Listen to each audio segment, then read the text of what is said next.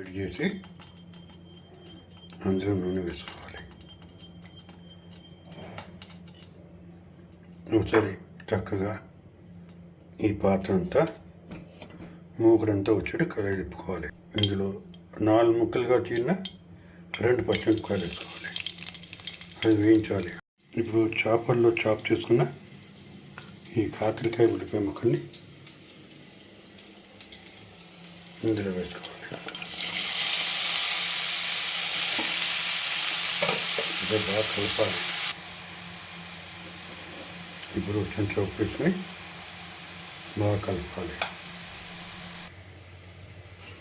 ఇప్పుడు నీళ్ళతో ఉన్నటువంటి ఈ ప్లేట్ని ఈ మీద మూత పెడదాం.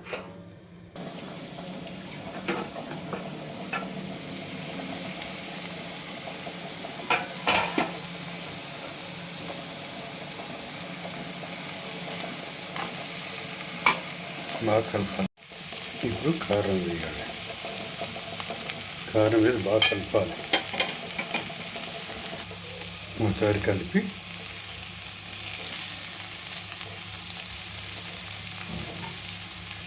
స్టవ్ ఆఫ్ చేసి దీని మీద మూత పెట్టుకోవాలి.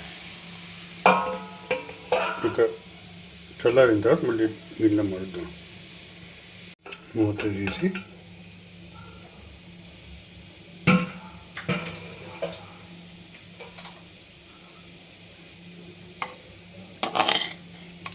ఈ వేపుని గిన్నెలో తీసుకుందాం. దైవ నివేదన చేసి వడ్డించుకుందాం. మిగతా వంట కూడా రెడీ అయితే మూత పెట్టుకోవాలి. Thank you for watching.